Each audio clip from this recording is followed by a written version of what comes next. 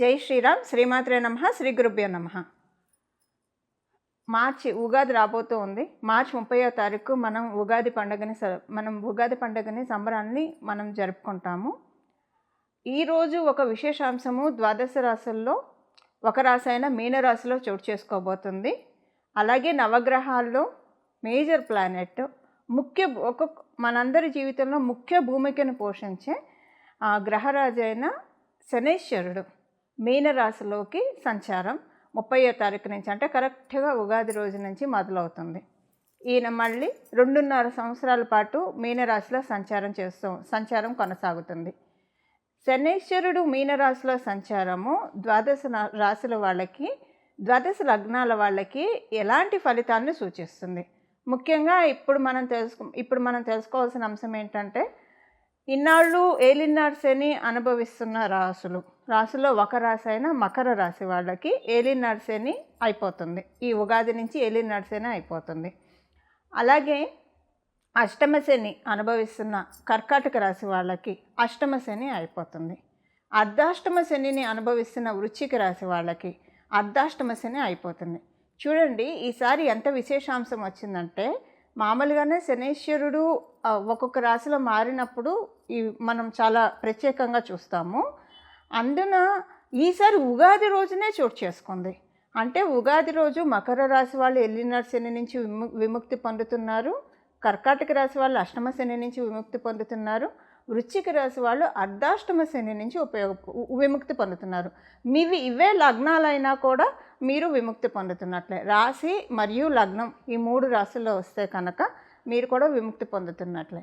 అయితే ఏలినాడు శని, అష్టమ శని, అర్ధాష్టమ శని డెఫినెట్గా ఏదో ఒక మంచి అయితే చేసే వెళ్తుంది. ఆయన ఎంత మనల్ని కొన్ని లైఫ్ లెసన్స్ ఇచ్చినా సరే మంచి చేసే వెళ్తాడు. ఖచ్చితంగా ఏదో ఒక మంచి కర్కాటక రాశి వాళ్ళకి ఇల్లు కొనుక్కోవడమో, పెళ్ళి కాకపోతే పెళ్ళి అవ్వడమో, ఇప్పుడు అంటే కర్కాటక మరియు వృశ్చిక రాశి వాళ్ళకి డెఫినెట్గా ఏదో ఒక ఈవెంట్ ఇంట్లో అయితే అవుతుందండి. అది ఇల్లు కొనుక్కోవడం కావచ్చు, లేకపోతే కనుక పిల్లలకి సంబంధించిన ఏమైనా శుభకార్యాలు కావచ్చు, పెళ్ళిళ్ళు కావచ్చు, ఉపనయనాలు కావచ్చు, ఏదైనా సరే ఒక శుభాంశం అయితే ఖచ్చితంగా ఆయన చేసే తీరుతాడు.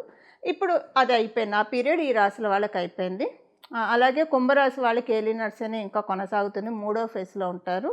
మీనరాశి వాళ్ళకి 2వ ఫేజ్లో ఏలినాడు శని ఉంటుంది.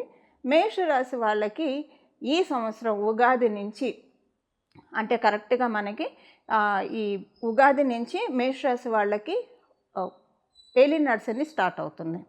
అలాగే అష్టమ శని సింహరాశి వాళ్ళకి మొదలవుతుంది.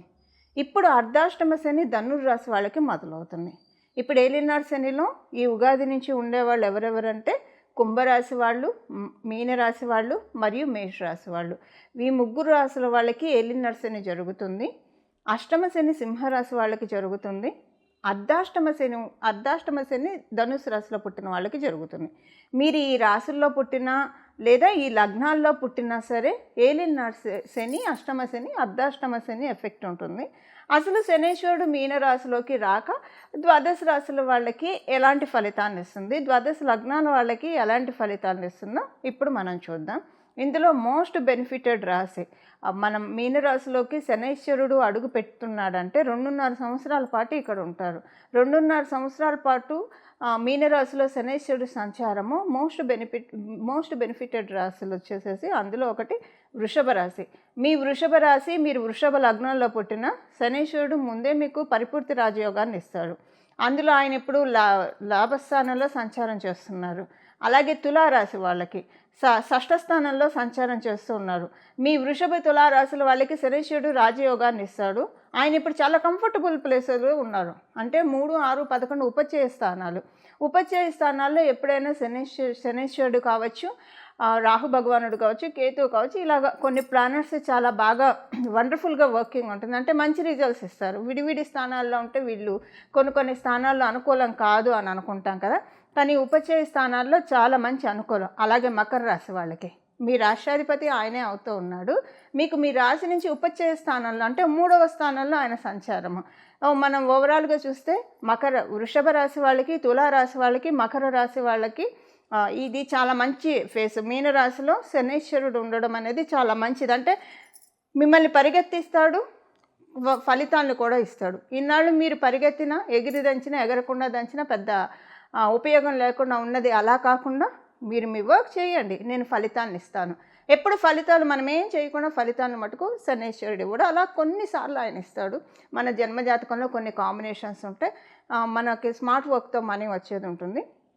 బట్ ఇప్పుడు మీకేంటంటే కొంచెం ఈజీగా పనులన్నీ అవుతూ ఉంటాయి అన్నమాట. ఇదివరకు చాలా కాలం లాగైనవి ఇప్పుడు తొందరగా అయిపోతాయి. ఇదొకటి ఈ 3 రాసుల వాళ్ళకి. మరి మిగతా రాసుల వాళ్ళ సంగతి ఏంటి అంటే మిగతా రాసుల వాళ్ళకి ఈ ఉగాది మొదలుకొని వచ్చే ఉగాది వరకు కర్కాటక రాశి వాళ్ళకి శనీశ్వరుడి సంచారము నవమ స్థానంలో జరుగుతుంది. ఇది చాలా మంచిది. అంటే మనం చంద్రస్థానం నుంచి చంద్రస్థానం చూసుకుంటే ఆ రోజు చంద్రుడు నవమ స్థానంలో ఉంటాడు. మనకి ఉగాది రోజు కరెక్ట్గా చంద్రుడు నవమ స్థానంలో ఉంటున్నాడు. సో నవమ స్థానంలో చంద్రుడు ఉండగా ఏలినాటి శని జరుగుతూ ఉందంటే చాలా మంచిది. అది అంటే మనకి ఒకటి 1 to 9 యాక్సిస్లో పడింది కాబట్టి ఈ సంవత్సరము మీకు చాలా బాగుంటుంది. శనీశ్వరుడు చెడు రిజల్ట్స్ అయితే ఇవ్వడు. అలాగే వృశ్చిక రాశి వాళ్ళకి కూడా పంచమ స్థానంలో జరుగుతుంది. చంద్రభగవానుడు పంచమ స్థానంలో ఉండడం వల్ల ఈ ఇయర్ మీకు కూడా బాగుంటుంది. అంటే ఈ ఇయర్ వరకు నేను చెప్తున్నా, మొత్తం ఏలినాటి శని మొత్తం చెప్పట్లేదు. ఇప్పుడు మకర రాశి వాళ్ళకి, తులారాశి వాళ్ళకి, వృషభ రాశి వాళ్ళకి మొత్తం ఏలినాటి శని అంతా సూపర్బ్ వెళ్తుంది. మళ్ళీ మీ జన్మజాతకాన్ని అనుసరించి మీ జన్మజాతకం చాలా సపోర్టింగ్ ఉంటే ఇంకా అసలు చూసుకొని అక్కడ చాలా బాగుంటుంది. ఒకవేళ మీ జన్మజాతకం సపోర్టింగ్గా లేకపోతే ఏలినాటి శనితో చాలా సేఫ్ గార్డ్ అవుతారు. అయితే ఈ సంవత్సరం వరకు ఈ ఉగాది మొదలుకొని నెక్స్ట్ ఉగాది వరకు కూడా కర్కాటక రాశి వాళ్ళకి నవమ స్థానంలో శని సంచారం అనుకూలం. ఎందుకంటే మీ రాష్ట్రాధిపతి అయిన చంద్రభగవానుడు కూడా అక్కడే ఉన్నాడు. 1 to 9 యాక్సెస్ పడింది కాబట్టి. అలాగే వృశ్చిక రాశి వాళ్ళకి ఇది కూడా చాలా మంచి సంచారము. ఇప్పుడు మనము శనీశ్వరుడు ఏ రాశుల వాళ్ళకి ఎలాంటి ఫలితాలు ఇస్తారు, దీని నుంచి అసలు ఏమన్నా జాగ్రత్తలు సూచిస్తున్నాడా, ఈ విషయాలన్నీ మనం ఇప్పుడు ఒకసారి చూద్దాం. అసలు శనీశ్వరుడు అంటే చాలా భయపడుతూ ఉంటారు అందరూ. కానీ మనకి ప్రతి ప్లానెట్ కూడా మన మీద ఏం పగపట్టవు. అసలు వాళ్ళ తత్వం మనం తెలుసుకుంటే కనుక వాళ్ళల్లో ఉన్న బ్యూటిఫుల్ రిజల్ట్స్ని మనం తీసుకోవచ్చు. అంటే ఆ గ్రహ దేవతల్లో ఉన్న ఆశీస్సుల్ని మనం అందుకోవచ్చు. ఇందులో ఒక బ్యూటిఫుల్ క్వాలిటీ శనీశ్వరుడికి సంబంధించి ఇప్పుడు మనం తెలుసుకుందాము. ఏదన్నా గ్రహం మనకి ఏదన్నా ఇస్తే అది ఒక్కొక్కసారి మన జన్మజాతకము సపోర్ట్ చేస్తే కొంతకాలం వరకు ఉంటుంది. కొంతకాలం తర్వాత అది ఎక్స్పైర్ అయిపోతూ ఉంటుంది, లేదా కొంత కొనసాగవచ్చు. కానీ శనీశ్వరుడు ఎప్పుడైనా ఒకసారి వరాన్ని అనుగ్రహించినా, లేదా ఆయన ఒకవేళ మనకి శిక్షణనిచ్చినా అది చాలా కాలం ఉంటుంది. ఎందుకంటే ఆయన ఇవ్వడం కూడా నెమ్మదిగా ఇస్తాడు, దీర్ఘకాలికంగా ఇస్తాడు. మీకు ఉదాహరణకి చెప్తే శనీశ్వరుడు ఏదైనా రోగాన్ని ఇచ్చాడంటే అది ఇంకా ఒక పట్టాన తగ్గనివే. అంటే శనీశ్వరుడు ఇచ్చే రోగాలు అంటే ఆయనే రోగాన్ని ఇస్తారని కాదు. ఇప్పుడు షుగర్ ఇలాంటివి అయితే వేరే వేరే గ్రహాలు ఇస్తాయి మనకి. అంటే నేను మీకు అర్థం కావడానికి చెప్తున్నాను. ఏదైనా ఒక రోగం ఇప్పుడు షుగర్ ఇలాంటివి వస్తే వాటిని మనం కంట్రోల్ చేసుకోవడమే కానివ్వండి, దానికి మనకి తగ్గడం అనేది ఉండదు. జస్ట్ కంట్రోల్లో ఉంచుకోవడం వరకే మన చేతిలో ఉంటుంది. షుగర్ కావచ్చు, బీపీ కావచ్చు. అంటే ఇవి ఇప్పుడు శనీశ్వరుడు ఇస్తాడని కాదు, జస్ట్ అది మనకి వేరే వేరే గ్రహాలు ఇచ్చినా నేను మీకు అర్థం కావడానికి ఎగ్జాంపుల్గా చెప్తున్నాను.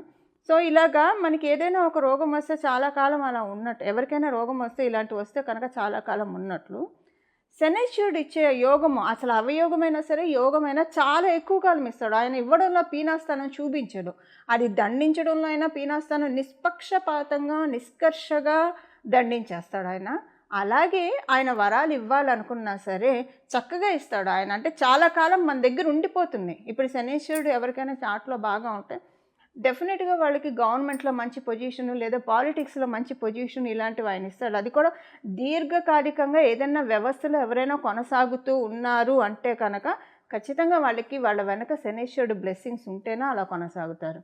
ఇలా శనీశ్వరుడు యొక్క బ్యూటీ కూడా మనం తెలుసుకోవాలి. కొంతమంది తరతరాలకి ఆస్తులు ఇస్తూ ఉంటారు. శనీశ్వరుడు బలం మరియు రాహుకేతువుల బలం ఉంటే కనుక వీళ్ళ తర్వాత తరం వాళ్ళు కూడా అనుభవించేంత ఇచ్చేంత అర్హుల్ని మనల్ని చేస్తారు. సో శనీశ్వరుడు యొక్క ఆశీస్సులను అందుకోవడానికి ఆయన గురురాశి అయిన మీనరాశి, అలాగే ఈ మీనరాశి మనం భగవంతుడి పాదం అని కూడా చెప్తాం. విష్ణుమూర్తి పాదము, అమ్మవారి పాదము, వెంకటేశ్వర స్వామి పాదము, రుద్రుని పాదము. ఈ మీనరాశి అంటేనే పాదాన్ని సూచిస్తుంది. ఎవరి పాదాన్ని? మన పాదాన్ని కాదు, పరమాత్మ యొక్క పాదాన్ని. ఇప్పుడు కనుక మనం చాలా గట్టిగా పరమాత్ముడి యొక్క పాదాన్ని పట్టుకుంటే ఎప్పుడు అసలు అంటే ఈ లౌకికమైన విషయాలు మనం ఎంతవరకు ఉండాలో అంతవరకే ఉంటూ ప్రాపంచిక విషయాల్లో మన పాత్ర ఎంతవరకు, మన కర్తవ్యం ఎంతవరకు అంతవరకే ఉంటూ, ఇక మిగతా సమయాల్లో అనవసరమైన చిట్‌చాట్లు వీటిలకి వెళ్ళకుండా, మన జీవితాన్ని కనుక మనము మన పనులు మనం చేసుకుంటూ, భగవంతుడి ఆరాధనలో మనం మనసుని నిష్కల్మషంగా నిలిపితే కనుక చూడండి, ఈ 2½ ఇయర్స్‌లో శనీశ్వరుడు డెఫినెట్‌గా జాడించి మంచి రిజల్ట్స్ ఇస్తాడు. ఖచ్చితంగా ఇచ్చే తీరుతాడు. కర్మకారకుడు. ఇప్పుడు మనం చేసే కర్మలన్నీ కూడా మనల్ని బ్యాలెన్స్ చేసే టైం. అంటే వ్యయ స్థానం 12వ స్థానం. ఈ వ్యయ స్థానంలో వ్యయం అంటే ఏదైనా మన పాపకర్మలు వ్యయం అయిపోవడమే. పుణ్యకర్మలు కూడా వ్యయం అవుతాయండి. మనం అనుభవిస్తూ ఉంటే మనం ఆనందపడుతున్నామంటే అక్కడ పుణ్యకర్మ ఖర్చు అయిపోతున్నట్టు. మళ్ళీ మనం దాన్ని కొన్ని తెచ్చుకోవడానికి మళ్ళీ మనం సాధన చేయాలి. అలాగే కొన్నిసార్లు మనం తెలిసి తెలియక చేసే తప్పుల వల్ల కూడా పుణ్యకర్మ వ్యయం అయిపోతుంది. సో ఆల్ ద టైం మనల్ని మనం ఒక చెక్ పెట్టుకోవాలి. ఇదొకటి. సెకండ్ థింగ్ ఏంటంటే పాపకర్మలు వ్యయం చేసేసే టైం అనమాట ఇది. మీరు చాలా ఇబ్బందుల్లో ఉన్నారంటే ఇప్పుడు కనుక భగవంతుడి పాదాన్ని గట్టిగా పట్టుకుంటే కనుక మీకు చాలా కొండంత భారాన్ని ఆయన తీసేస్తాడు. ఇమ్మీడియట్గా రిజల్ట్స్ రాకపోయినా ముందు అసలు ట్రాఫిక్ క్లియర్ అయితేనే కదా మనం చేరుకోవాల్సిన డెస్టినేషన్ చేరుకునేది. అలా ట్రాఫిక్ని క్లియర్ చేస్తాడు. పాపరాశి అంతా కూడా చాలా వరకు కరిగించేస్తాడు. అలానే మంచి రిజల్ట్స్ కూడా ఇస్తాడు. వ్యయ స్థానాల్లో శనీశ్వరుడు కర్మకారకుడు కాబట్టి కర్మలన్నీ లెక్కించే దాత కాబట్టి ఇక్కడ మనం ఈ 2½ సంవత్సరాలు మనం ఎంత చక్కటి సత్కర్మలు చేస్తే అంతటి చక్కటి సత్ఫలితాలను ఆయన ఇస్తాడు. ఇది మనకి ప్లస్ అవుతుంది, ఆడెడ్ అడ్వాంటేజ్ అవుతుంది. సత్కర్మలను భగవంతుడిని ఆశ్రయించడము, ఎక్కువగా ప్రాపంచిక విషయాల్లో ఉండకుండా, అంటే ఎంతవరకు మన వృత్తి ఎంతవరకు అంతవరకే, ఏదైనా ఎంతవరకు అంతవరకు, ఒక కర్తవ్య నిర్వహణ వరకే మన బాధ్యతగా, ఇంకా అంతకు మించి మనం లౌకికంగా వెళ్లకుండా ఆధ్యాత్మికంగా భగవంతుడి పాదాలను పట్టుకుంటే కనుక ఖచ్చితంగా శనీశ్వరుడి యొక్క మీనరాశి ప్రభావము అందరికీ ఖచ్చితంగా మంచి ఫలితాలను ఇచ్చి తీరుతుంది. 12 రాశుల వాళ్ళకి, 12 లగ్నాల వాళ్ళకి, అలాగే 27 నక్షత్రాల వాళ్ళకి కూడా. కుంభరాశిలో పుట్టిన వాళ్ళకి మీరు ఏలినాటి శని రెండవ ఫేజ్లో ఉన్నారు. సో 2వ భాగం జరుగుతూ ఉంది. 1వ భాగం పూర్తవుతుంది. ఉగాది నుంచి 2వ భాగంలో ఉంటారు మీరు. మీకు ఎలాంటి ఫలితాలను ఆయన ప్రసాదిస్తున్నాడో మనం ఒక్కసారి చూద్దాం. ఇంటి విషయంలో కొన్ని మంచి మార్పులు మీరు చూస్తారు. కుటుంబ విషయంలో, కుటుంబ సభ్యుల విషయంలో, కుటుంబంలో కొన్ని మంచి మార్పులు చూస్తారు. ఇది మీకు చాలా సంతోషాన్ని, తృప్తిని కూడా మీకు అందిస్తుంది. ఇదొకటి మీకు చాలా చాలా ప్లస్గా కూడా అనిపిస్తుంది. అలాగే ఆరోగ్య విషయంలో మీకు ఏవైనా ఇబ్బందులు ఉంటాయి, అవి కూడా వాటిల్లోంచి కూడా మిమ్మల్ని మీరు కమ్అవుట్ చేసుకోవడానికి అనుకూలం ఎక్కువగా ఉంటుంది. అనుకూలం ఎక్కువగా ఉంది. ఫస్ట్ మేజర్ బ్లెస్సింగ్ ఏంటంటే ఏలినాటి శని ఎప్పుడైనా ఏదైనా ఒక బెనిఫిట్ అందిస్తుంది. అష్టమ శని, ఏలినాటి శని, అర్ధాష్టమ శని. మీకు అందించే బెనిఫిట్ ఏంటంటే సేవింగ్స్ మోడ్ని స్విచ్ ఆన్ చేస్తుంది. ద్వితీయ భాగంలో ఉంటూ సేవింగ్స్ని స్విచ్ ఆన్ చేస్తూ ఉంది. మీరు అనుకున్న సేవింగ్స్ని డెఫినెట్గా మీరు చేయగలుగుతారు.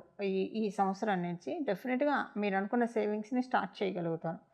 అయితే ఇది నీకు ఇండికేషన్గా 2024 నుంచి మీరు ఏదో ఒక సేవింగ్స్ స్టార్ట్ చేసి ఉండొచ్చు.